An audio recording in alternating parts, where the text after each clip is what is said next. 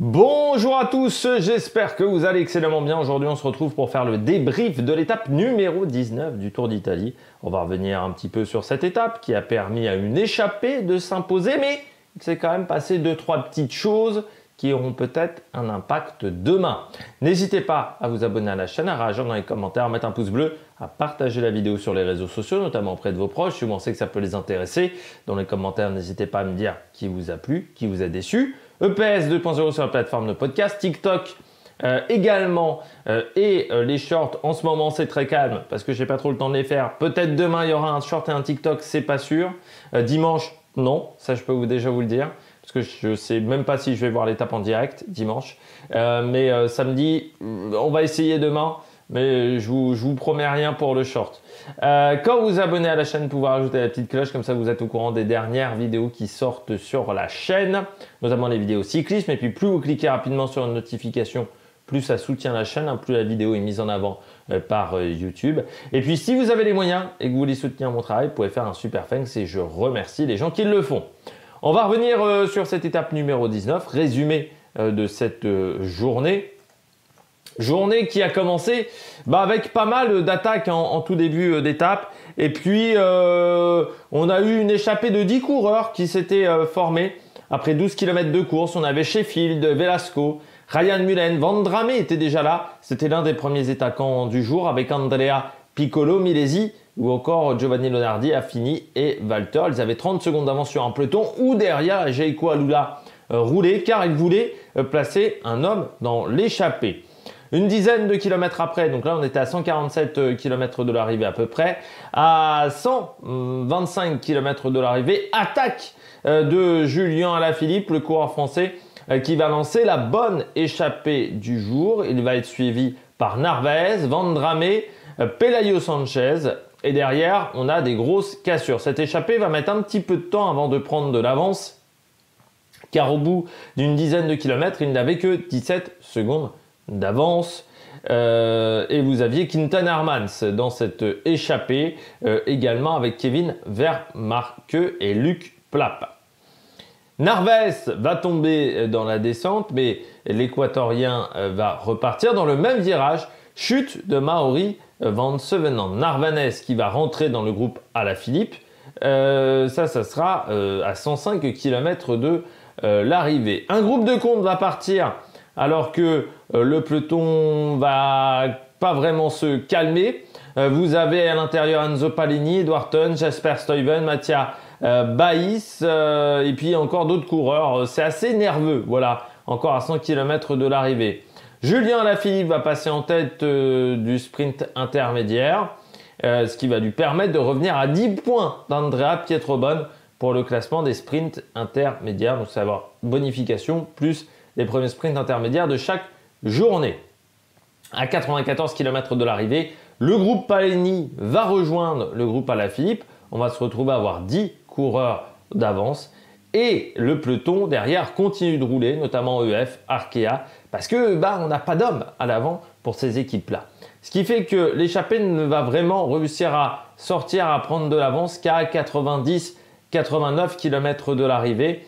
Et ce qui va permettre à un autre groupe de sortir, notamment avec Simone Velasco, le champion d'Italie, Honoré Valgren, Steinhauser, le coureur de l'AEF déjà vainqueur d'une étape, de Potter, de Marquis, Tratnik, Van Dijk, Tarozzi, qui vont réussir à revenir. À 80 km de l'arrivée, cette échappée à 5 minutes d'avance et en fait, le peloton n'ira jamais les chercher. On se demande bien également à 70 km de l'arrivée quelle idée est venue en tête d'Alessandro Verret. C'est souvent une question qu'on se pose avec le coureur italien qui décide de partir en attaque, sauf qu'il y a déjà 4 minutes 20 quasiment à aller chercher avec le groupe de devant. Autant vous dire que ça n'a pas vraiment marché. Cette échappée qui va être vraiment, enfin le peloton ne va pas s'en préoccuper, on se concentre pour l'étape de demain.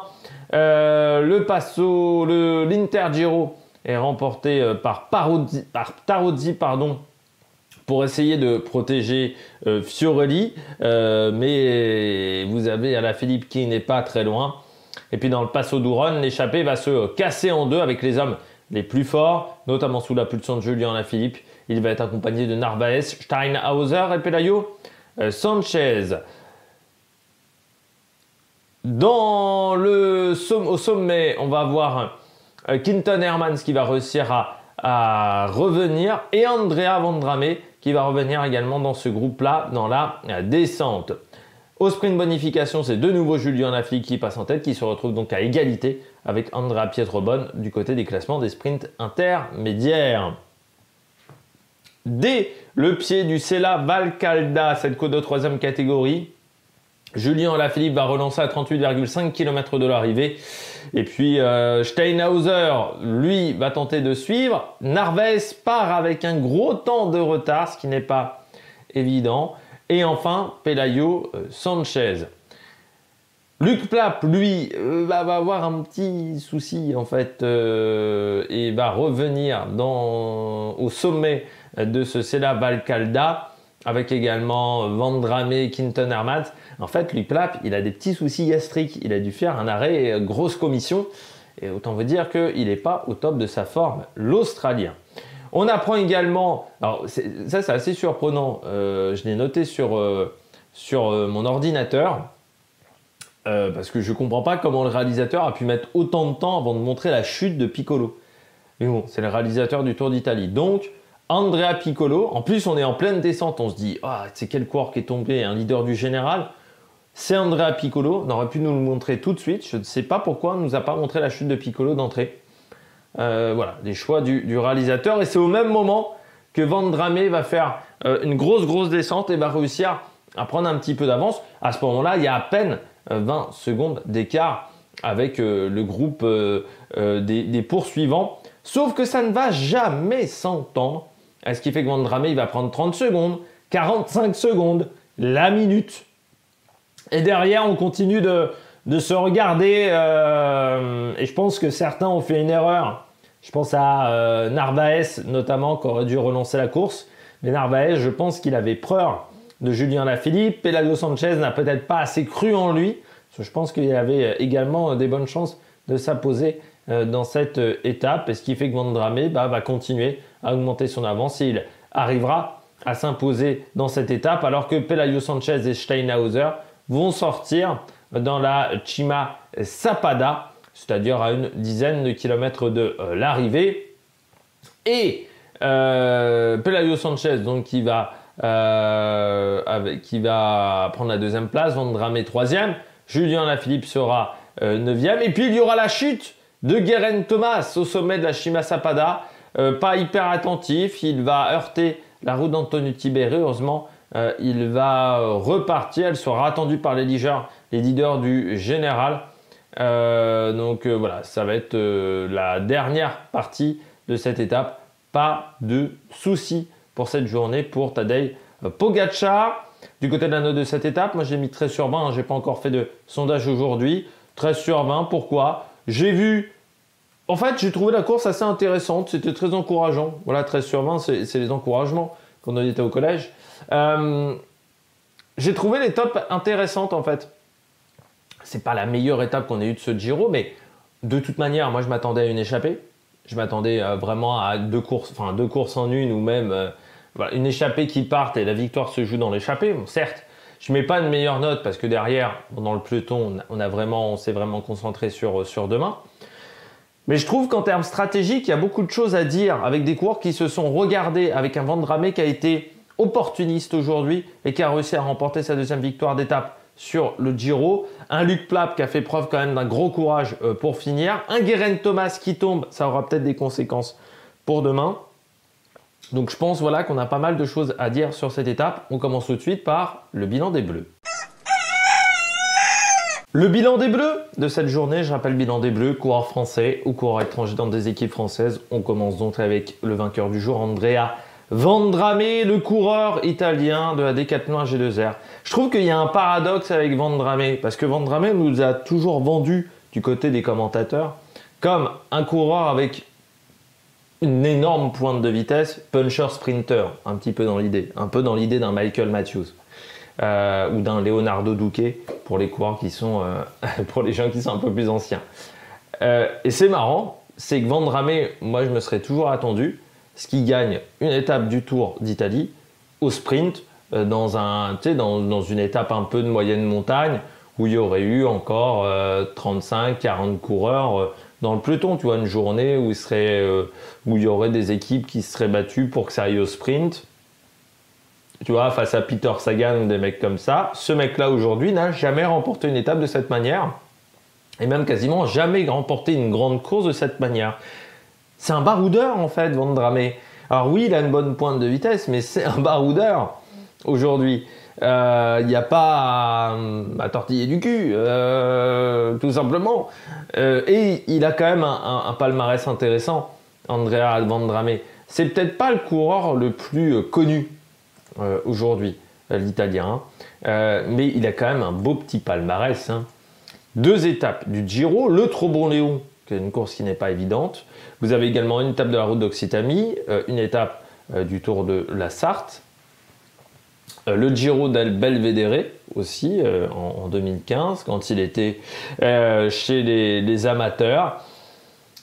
Certes, il n'y a que 5 victoires, mais il y a quand même 2 victoires sur le Giro. En 2021, sa victoire en plus était également après une échappée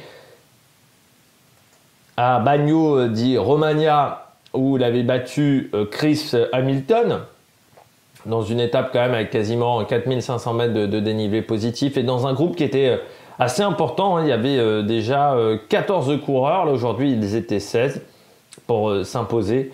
Voilà, il est fort quand même, Vandrame. Enfin, moi, je trouve qu'il est très impressionnant. Et ouais, c'est un coureur dont on parle assez peu. Mais c'est vrai qu'encore une fois, je pense qu'on s'est trompé avec Vandrame. Je pense qu'on a voulu pendant des années lui faire des sprints, alors que c'est pas là où il est le mieux. Je pense que c'est principalement un puncher.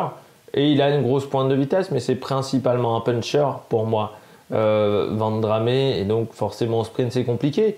C'est vrai que sur ce début de Giro, moi, j'avais été, je dirais pas déçu, mais c'est vrai que je me serais attendu en début de Giro à ce qu'il parte énormément en échappée. Il avait pris qu'une échappée à Rapolano Termé. Vous savez qu'elle avait peu de chance d'arriver, enfin qu'elle n'était pas forcément simple d'arriver au bout. Bon, elle arrive au bout, pas de chance pour lui, il n'est pas dans le groupe avec Benjamin Thomas qui se joue la victoire. À Naples, il prend également la 8e place. Ce n'est pas exceptionnel. Et là, c'est seulement sa 2e étape du Tour d'Italie. Et celle-là, il a été la claquer. Et il a été très intelligent. Il savait que ce n'était pas le plus fort du groupe. Donc, il ne s'est pas dit, je vais me concentrer sur Alaphilippe, je vais me concentrer sur Luc Plap, sur je ne sais pas qui. Je sais que je suis le moins fort du groupe. Donc, il faut que je trouve une solution pour réussir à prendre de l'avance. Et puis après, eh bien, on verra ce qui se passera. Peut-être que des coureurs se regarderont et peut-être que ça me permettra d'aller au bout. Donc, il faut que je sois offensif et il faut que je sois intelligent également dans ma manière d'attaquer. De la chance aujourd'hui pour lui, il y avait un peu d'humilité dans la descente. Il se dit, bon, moi je vais prendre le risque. Peut-être que certains ne prendront pas les risques dans la descente. C'est comme ça qu'il fait son écart. Et puis après, dans le final, il a été solide. Vandrame, il ne s'est pas désuni, mais parce que c'est un bon puncher, Andrea Vandrame. Mais c'est vrai que j'étais presque déçu par son Giro, parce qu'il avait fait un Tour de Romandie qui n'était pas dégueulasse en étant poisson pilote de Dorian Godon. Notamment avec la 2e place à Fribourg, il n'était même pas poisson pilote, il était dans la roue de Dorian Godon. Il avait été très bon dans les marécottes aussi, dans cette arrivée au sommet. Et c'est vrai qu'en début de saison, il avait fait 2e également du Trofeo Legueglia derrière Lenny Martinez, 5e d'une étape de Tirreno. Donc il avait fait quand même pas mal de résultats en ce début de saison. Et il lui manquait cette concrétisation de ce grand résultat, cette grande victoire. Et bien il l'a aujourd'hui pour son 7e Giro. C'est même marrant parce qu'il n'a jamais fait le Tour de France pour le moment, Vandrame. Ça arrivera peut-être cette année, l'année prochaine. Ça sera peut-être son objectif parce qu'il a 7 Giro pour seulement 2 Vuelta aussi. C'est un coureur du Tour d'Italie. Bon, normal parce qu'en début de carrière, il était chez Androni, mais ça fait depuis 2020 qu'il est chez AG2R. Et il est toujours sur le Tour d'Italie. Mais content de voir l'Italien s'imposer. Puis il a été intelligent aujourd'hui. Voilà, il attaque au bon moment. Il arrive à faire l'écart. Derrière, ça se regarde. Bon, voilà, fantastique pour lui. Et intelligent et fantastique. Alaphilippe, Alors certes, il n'y a pas la victoire d'étape aujourd'hui, il l'a dit, il était rincé. C'est ce que je vous avais dit ce matin dans ma présentation de l'étape. Je vous avais dit, je ne sais pas du côté d'Alaphilippe s'il ira chercher la victoire d'étape, parce que j'avais ce doute en me disant, il a fait déjà beaucoup d'efforts jusqu'à maintenant, Julien Alaphilippe, il a été chercher une victoire d'étape, mais il est parti en échappée très régulièrement. Il est 3e du côté du classement de la Fouga. Je me suis dit, bon, est-ce qu'il va avoir encore l'énergie d'aller au bout? Il lui en manquait un petit peu. Il a tenté, hein. Lui aussi, il a anticipé, parce qu'il a anticipé, je pense qu'il savait que face à Pelayo Sanchez, face à Steinhauser, qui finissent très bien ce Giro, ça serait peut-être compliqué pour lui d'aller chercher ces coureurs-là. Le problème, c'est qu'il n'arrive pas à faire l'écart, parce que Narvaez est là également. Et oui, il lui en manque un petit peu. Mais l'avantage, c'est qu'il a aidé Van Dramé indirectement, parce que tout le monde l'a regardé. Et lui, il savait qu'il n'était pas au top. Et je pense qu'il ne voulait pas forcément rouler sur un coureur d'une équipe française. Donc il s'est dit, démerdez-vous les mecs, je ne vais pas faire le boulot pour tout le monde. Et puis après, derrière... Surtout que Alaphilippe n'était pas à la recherche d'une victoire, de sa première victoire. Il en a déjà gagné une victoire d'étape. Si Julien Alaphilippe n'avait pas remporté cette victoire d'étape, je pense qu'il aurait eu un comportement différent. Il aurait roulé, il aurait collaboré. Lui, c'était pas à lui de faire le job. Plap, il n'a pas de victoire. Pelayo Sanchez n'avait pas de victoire. Narvaez, il a tenté le coup aussi, je pense, de pas rouler en disant « moi j'ai déjà gagné ». Sauf que ça n'a pas si bien marché. Puis Narvaez, je ne sais pas s'il était si bien que ça, parce que quand Alaphilippe accélère, il avait quand même du mal à suivre. Alors que quand Pogacar avait accéléré, Alaphilippe avait craqué. Narvaez, lui, avait réussi à tenir la cadence lors de la première étape. Je pense que voilà, il a fait quand même un gros travail d'équipier, notamment la veille pour Geraint Thomas. Je pense qu'au bout d'un moment, voilà, ce travail d'équipier a pesé sur les jambes de Narvaez. Et je trouve encore une fois que du côté du coureur français, on a été intelligent. Et puis, on prend quand même les points du sprint intermédiaire. Donc demain, je pense qu'il va falloir essayer de retenter de partir en échappée. Je ne sais pas où sont les sprints intermédiaires, les bonifications. Je pense que le sprint intermédiaire est avant le Monte Grappa. Mais il y aura peut-être une grosse bagarre pour aller chercher ce classement des sprints intermédiaires. Ça va peut-être être intéressant à voir. Et puis s'il repart en échappée, il est 3e au classement de la Fouga, c'est-à-dire qu'il n'est pas très loin. Et puis il y a aussi le classement du super combatif pour Julien Alaphilippe. Mais pour le moment, c'est quand même un Giro qui est tout à fait intéressant, même si parfois il a fait un peu trop d'efforts. Ça a toujours été ça aussi, Julien Alaphilippe. C'est-à-dire que ce n'est pas un coureur qui calcule, comme Pogacar, comme d'autres. C'est pas forcément. Il calcule, je pense, encore moins que Pogacar, Julien Alaphilippe. Et je pense qu'il était content de voir que les jambes étaient enfin bonnes. Ça aussi, quand un coureur a galéré pendant 2 ans et qui sent qu'il a des jambes, qui sent qu'il a retrouvé, je dirais peut-être pas les jambes de ses 25 ans, mais peut-être les jambes quand il avait 20 ans, qu'il a la forme qu'il a jamais eu depuis 2 ans quasiment. Je pense que tu as envie tous les jours de faire la course. Parce que tu sais pas si ça va durer encore longtemps. Donc tu te dis... tu agis comme si c'était ton dernier jour de course chez les professionnels, je pense. Voilà, et c'est ce qu'il a tenté du côté de Julien Alaphilippe. Parce qu'on revient de loin, comme dirait le chanteur Corneille, pas l'écrivain. Et donc, je pense qu'il est tellement content que d'avoir des bonnes jambes qu'il se dit bon, je continue. Voilà, et puis je suis tellement heureux en fait de pouvoir suivre la cadence. Allez, je repars en échappée. Et puis, encore une fois, Alaphilippe, même dans ses grandes années, je me souviens de son Tour de France 2020, il est à l'attaque quasiment tous les jours, dans les étapes de montagne. Il remporte qu'une étape en début de Tour de France. Ensuite, il a du mal à aller chercher la victoire. Et malgré tout, derrière, il est champion du monde. Donc, ça a toujours été dans la manière de faire de Julien Alaphilippe, d'animer les courses, de partir en attaque. Et puis, dernier coureur correct aujourd'hui de la journée, c'est Palini. Parce que je me disais, en le voyant pendant l'étape, Palini, c'est le seul coureur de la Groupama quasiment qu'on a vu sur 3 semaines. Il est dans la fameuse échappée avec Benjamin Thomas. Il a pris 2 autres échappées, je crois, pendant ce Giro. C'est le seul Groupama qu'on a vu. Ce qui est terrible pour la Groupama, parce que ça fait partie des équipes qui ont raté, je pense, leur Giro. Mais ce qui montre aussi que de miser seulement sur le Rennes-Spiti, c'était quand même une grosse prise de risque. Et je pense que cette année, on s'aperçoit quand même que Alors je pensais que ça serait l'année dernière qu'on aurait eu des soucis au niveau des points UCI, au niveau de certains résultats sur des grandes courses, avec le fait d'avoir intégré énormément de jeunes à la structure. Je rappelle, l'année dernière, il y a 7 coureurs de la Conti qui arrivent dans l'équipe 1. La moyenne d'âge des recrues, ça doit être 21 ou 22 ans. Donc je me disais, ça va pas être évident quand même, hein, parce que entre les courses de Conti et le World Tour, il y a quand même un cap à passer, à franchir. Peut-être que ça sera certainement compliqué pour des coureurs qui n'arriveront pas à franchir ce cap, parce qu'on a vu quand même pas mal des continentales. Une fois arrivés chez les professionnels, les résultats ne viennent plus parce qu'ils n'arrivent pas à s'adapter au monde professionnel, à l'exigence, encore une fois on parlait d'hier d'exigence, du monde professionnel et du World Tour. Et là, du côté de cette formation, Groupama FDJ, c'était pas l'année dernière qu'on s'en a aperçu, c'est cette année. C'est vrai que cette année, ils ont quand même du mal à créer une dynamique en termes de résultats. Et surtout, ils font pas le figure par rapport à Decathlon du côté des équipes de françaises. Et on sait qu'il y a toujours une lutte, surtout depuis 10-15 ans, entre Groupama et AG2R. Parce que Cofidis est maintenant un petit tour en dessous. À une époque, il y avait Cofidis également qui était dans cette lutte-là, et Bouygues Télécom.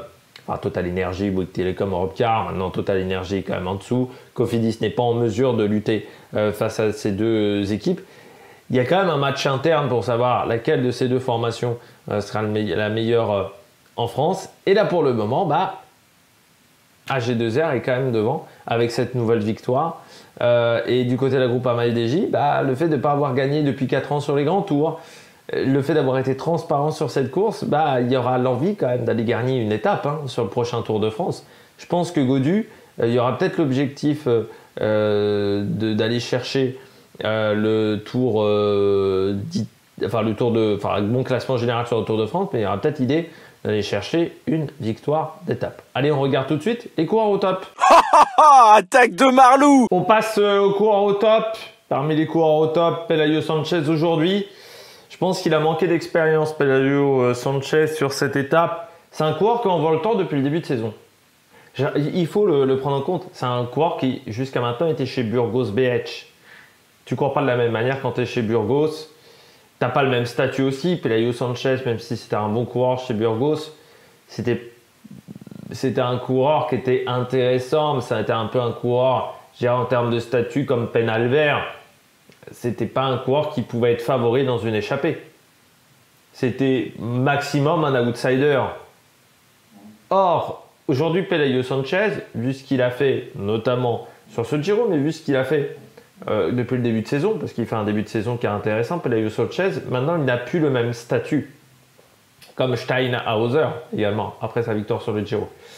Et je pense qu'il a un peu trop attendu que Narvaez fasse le job, que également d'autres coureurs fassent le travail. Luc Plapp, est-ce qu'il avait vu que Luc Plapp avait des problèmes gastriques? C'est pas sûr, parce que peut-être que certains coureurs ne l'ont pas vu.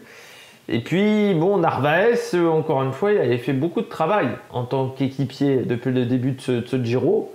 Donc, il fallait aussi penser à est-ce qu'il a encore les capacités physiques de tenir? Est-ce qu'il a encore des ressources physiques? Il s'est concentré sur Alaphilippe, sauf qu'il avait déjà battu Alaphilippe. Donc, c'était une erreur de se concentrer sur Alaphilippe. Je pense qu'il a un peu trop regardé les autres et pas vraiment pensé à sa course. Je pense qu'il aurait dû penser à sa course. Alors peut-être qu'il n'aurait pas pu chercher Vendrame, mais il y a un moment, quand tu vois que les autres font pas l'effort, il faut y aller. Et surtout quand les 40, 45, 50 secondes, il fallait attaquer quoi. Parce que Vendrame, il aurait peut-être eu du mal sur les 3-4 derniers kilomètres, mais vu qu'il avait quasiment une 30-45 d'avance, il pouvait craquer.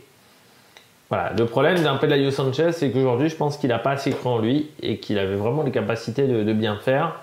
Et ça, je pense que ça a été une erreur. Deuxième coureur top, Luc Plapp. Et dernier coureur top même du jour, Luc Plapp. Pourquoi? C'était pas évident.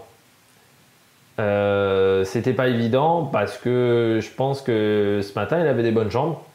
On a roulé pour lui, on a roulé pour qu'il prenne l'échappée. Et puis en cours d'étape, patatras, mal de ventre, gastro. Et là, dans ce genre de situation, vous n'avez plus d'énergie. Vous n'avez plus d'énergie. Et le problème en plus du cyclisme moderne, c'est qu'il y a encore 15 ans, pas mal de coureurs, il y avait encore de la nourriture en solide. Surtout, il n'y avait pas d'étape si courte que ça. Aujourd'hui, c'était 150 km. Donc, il y avait encore de la nourriture en solide. C'est-à-dire, il y avait des gâteaux de riz, il y avait des petites barres de céréales, il y avait des petits, des petits trucs en dur. Maintenant, notamment sur des étapes très courtes comme celle-là, on mange quand même beaucoup des gels. Sauf qu'un gel, en fait, c'est une sorte de compote, quoi, pour dire en termes d'aspect. C'est très liquide, un gel. C'est un truc qui ressemble à un sirop un peu gluant, quoi, mais c'est pas très dur. Et quand vous êtes dans des situations comme ça de gastro pour les coureurs cyclistes, maintenant ça devient l'horreur parce que vous êtes déjà pas bien au niveau physique, les gels n'arrangent pas au niveau de la digestion. Et pour Luc Plapp, réussir quand même à résister, à tenir dans le final, à faire quand même 6e, je crois, aujourd'hui. Moi, je dis chapeau parce qu'il a fait preuve d'une grande résistance. Parce que je peux vous dire que quand vous êtes dans une situation comme ça, peut-être que certains coureurs auraient vu les premiers attaquer et se seraient dit bon, je me relève. Parce que là, je suis en grande difficulté, j'arrive pas à m'en sortir. Et il s'est accroché, il est revenu après notamment sa pause transit difficile, enfin non, plutôt transit trop rapide. Et là, ça a été très compliqué pour Luc Plapp, quoi, sur cette étape. Et je me dis, réussir à tenir la 6e place en ayant des problèmes gastriques pendant une partie de l'étape. J'espère que les problèmes gastriques, je me dis, il les a eu pendant le cours d'étape, mais imaginons qu'il avait eu des problèmes gastriques dès le début, dès cette nuit. Et putain, la journée a été longue, je pense, pour Luc Plapp, et chapeau. Mais chapeau Luc Plapp, vraiment, parce que plus d'un coureur, je pense, se serait relevé, aurait décidé d'attendre. Alors, vous savez, je critique souvent la tactique de Luc Plapp, mais là, aujourd'hui, il a fait preuve d'une grande force de caractère. Pour rester à l'avant malgré des soucis gastriques, et je peux vous dire que dans ce genre d'étape c'est vraiment pas évident de s'en sortir. J'espère que ça va aller mieux pour lui dans la nuit. J'espère qu'il va pas avoir une nuit trop terrible parce que quand vous avez des situations de gastro, c'est vraiment difficile de réguler la situation. De revenir, je pensais pas parler autant de transit aujourd'hui, mais de revenir à une situation de transit classique, c'est pas évident. Je pense que Luc Plapp ce soir, son repas va être composé à 80% de smecta, avec peut-être saupoudré un petit peu de space-fond, et puis on verra s'il arrive à s'en sortir. Il y aura peut-être aussi un petit peu de carbolure. Mais on verra s'il arrive à s'en sortir du côté de Luc Plapp. Mais bon, la nuit va peut-être être difficile. J'espère qu'il ne va pas abandonner parce qu'on sait très bien que dans ce genre de situation, je dirais qu'en cas de problème gastrique, vous avez 60-70% de chances d'abandonner. Allez, il reste 2 jours. Demain, il faut s'accrocher. L'étape ne sera pas facile. Quand il sera à Rome, je pense qu'il sera content de sa performance, Luc Plapp. Allez, on regarde tout de suite les bonnets d'âne. 3 bonnets d'âne aujourd'hui. En parlant de Luc Plapp, il y a un autre coureur qui est un petit peu malade, c'est Ben O'Connor aussi, qui a annoncé qu'il était malade aujourd'hui et que c'est pour ça qu'il avait eu... c'est une des informations que sa 3e semaine n'a peut-être pas été exceptionnelle, qu'il a eu du mal depuis la moitié à peu près du Giro. Il dit il a un virus, il ne sait pas trop ce qu'il a, mais il n'arrive pas à produire son meilleur cyclisme. Du côté d'Israël aujourd'hui, pourquoi je mets bonnet d'âne ? Bon, déjà parce qu'ils ont eu encore un nouvel abandon, ils vont finir à 3. C'est comme la Quick Step l'année dernière, c'est compliqué. Mais la Quick Step, ils avaient réussi quand même à être présents dans les échappées. Il y avait quand même eu Van Wilder qui avait pris un top 15. et il s'était battu pour aller chercher le top 15 à 3. Là, je crois quand même Israël, au bout de 5 jours de course, ils avaient déjà presque abandonné. Alors, à part Hofstetter, je trouve que le reste de l'équipe avait quasiment abandonné. Et je pense notamment à Simon Clerc. Là, aujourd'hui, je me disais, tiens, Simon Clark, on en avait parlé ce matin. En finale, Simon Clark, aujourd'hui, bon, il prend la première échappée. Il essaye de suivre Alaphilippe et il voit qu'il n'arrive pas à suivre Alaphilippe. Bon, voilà, c'est un petit peu dommageable du côté de Simon Clark parce qu'il y avait peut-être l'opportunité d'aller chercher un résultat. Je dis pas une victoire, mais un top 5 aurait fait du bien à son équipe. Et c'est vrai que Simon Clark, sur cette année 2024, je trouve assez discret. Il faudrait qu'il fasse attention parce que c'est déjà un coureur qui s'est retrouvé sans contrat, Simon Clark. À un moment, voilà, quand il avait quand QBK s'était arrêté, il avait eu du mal à retrouver une équipe. Et là, c'est un coureur qui est en fin de contrat. Alors après, il a aussi 37 ans. Simon Clark, ça fait partie des coureurs qui sont quand même plus proches de la fin de carrière que du début. Mais c'est vrai qu'à part cette 7e place à Fano, il avait pris une échappée également sur l'étape 10, mais il avait été lâché dans le final. Ouais, c'est un début de saison qui est pas exceptionnel, mais encore une fois, 37 ans, c'est bientôt 38. Du côté de Simon Clark, c'est pas toujours évident à ces âges-là de continuer à être performant sur le cyclisme. La dernière fois, on me reprochait parce que je disais que Geraint Thomas, il avait 37 ans et c'était pas facile. Certains me disaient, on n'est pas vieux. Oui, dans la vie normale, vous n'êtes pas vieux. Mais dans le cyclisme, 37 ans, c'est compliqué, surtout dans le cyclisme moderne. Alors oui, on va me sortir le cas de Jens Voigt, mais Jens Voigt, il jouait pas le général d'un grand tour. Et Jens Voigt, sur les deux dernières années, c'était pas évident. C'est compliqué à partir du moment où vous dépassez les 15 ans de carrière. C'est pas une question d'âge, moi. C'est sûr qu'à 35, 36 ans, c'est difficile, mais aussi quand vous dépassez un certain nombre d'années de carrière. Lui, c'est un coureur qui a commencé un Continental en 2006, qui est en World Tour depuis 2011. Ça fait quasiment 15 ans. Et c'est là où l'exigence du haut niveau, au bout d'un moment, dans la tête, ça devient dur à gérer. C'est aussi un coureur qui a été dans des équipes de deuxième division italienne, chez ISD.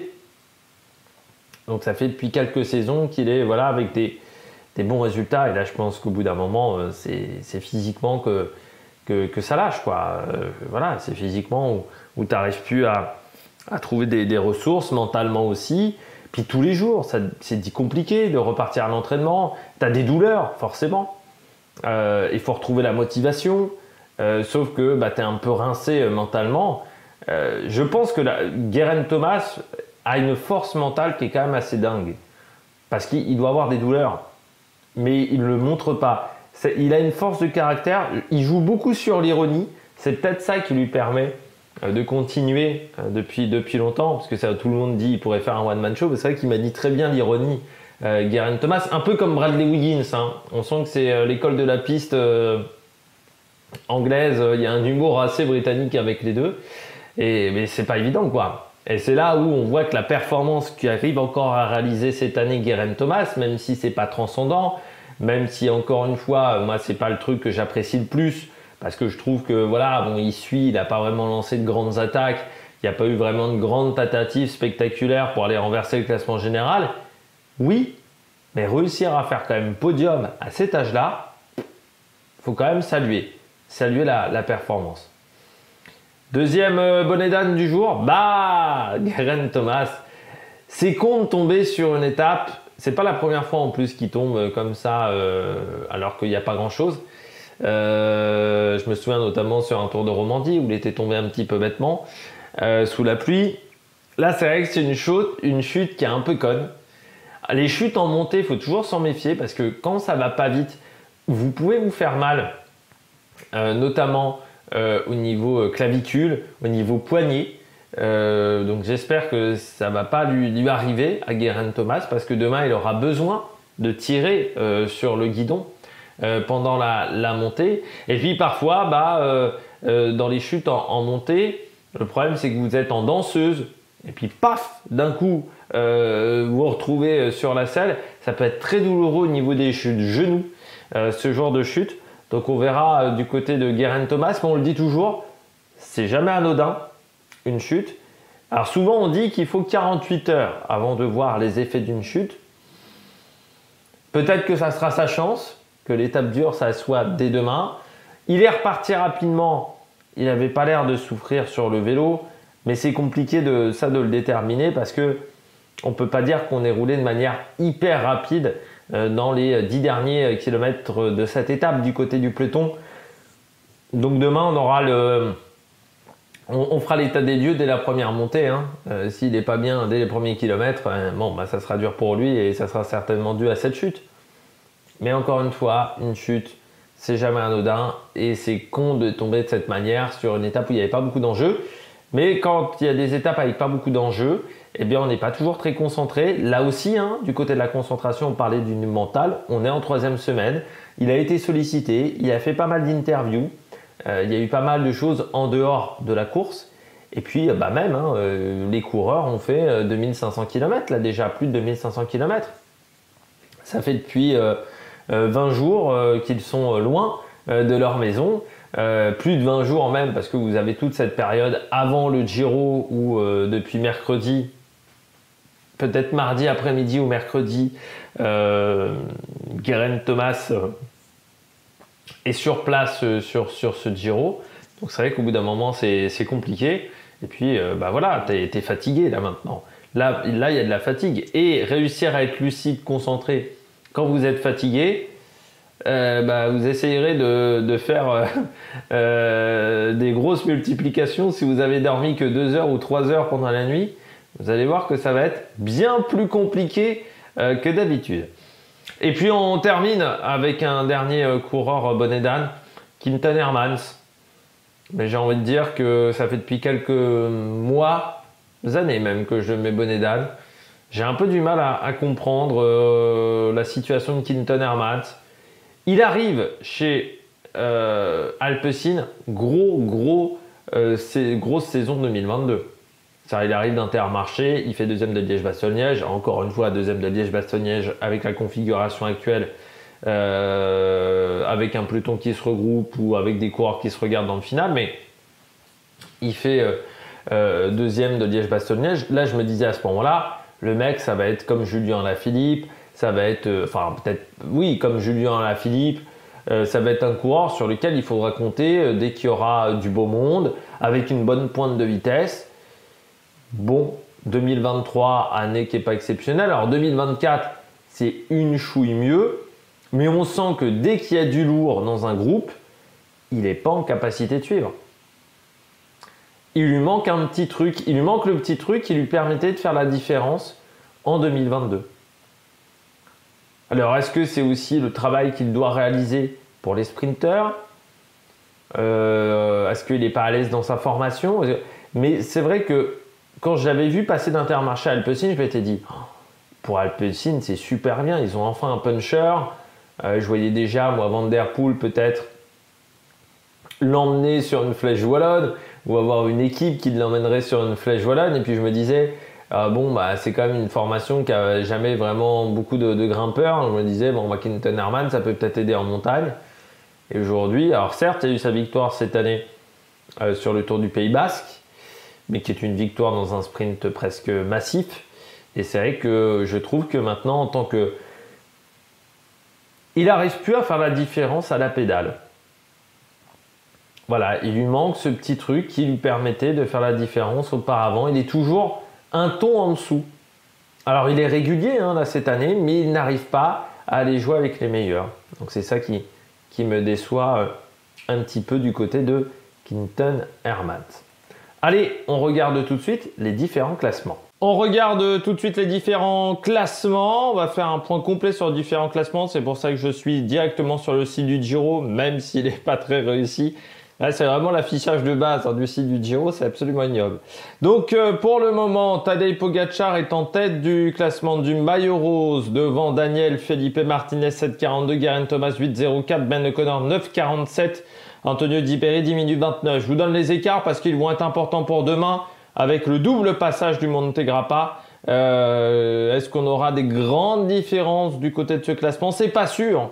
Encore une fois, parce qu'avec une arrivée en descente, il faudra voir si les conditions climatiques sont difficiles. Je n'ai pas encore fait la présentation de l'étape ni écrit la présentation de l'étape, donc je ne peux pas vous le dire à l'instant T. Du côté du maillot, Cyclamen, pas de changement, hein, toujours Milan devant Caden Groves, Tim Merlier.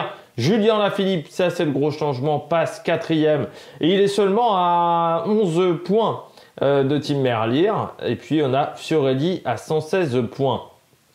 Du côté du maillot bleu du classement de la montagne, c'est toujours Tadej Pogačar qui est en tête. Devant Stein, Hauser et Giulio Palizzari. Il y aura peut-être match demain pour savoir qui portera ce maillot bleu pour la dernière étape, qui sera le dauphin de Tadej Pogačar. Nairo Quintana est 4e. Devant, là encore, Julien Alaphilippe, 5e. Du côté du maillot blanc, eh bien, c'est Antonio Tiberi qui est en tête avec 41 secondes d'avance sur Thymen Arensman. On retrouve ensuite Philippe Ozana, Davide Piganzoli, Valentin Paris-Peintre. Tiberi aura quand même la pression demain. Alors certes, il y aura l'objectif d'aller chercher la 4e place de Ben O'Connor, mais il ne faudra pas oublier Thymen Arensman, même si on nous a dit depuis le départ qu'on ne jouait pas ce classement du côté d'Ineos. Oui, ça a sauté. De nouveau, c'est fantastique le site du Giro. Le classement des sprints intermédiaires, c'est Julien Lafilippe qui est à égalité avec Pietro Bonne. Tout va se jouer demain et dimanche pour ce classement des sprints volante. Donc c'est-à-dire Julien Lafilippe, s'il veut remporter ce classement des sprints volante, il faudra qu'il reparte en échappée.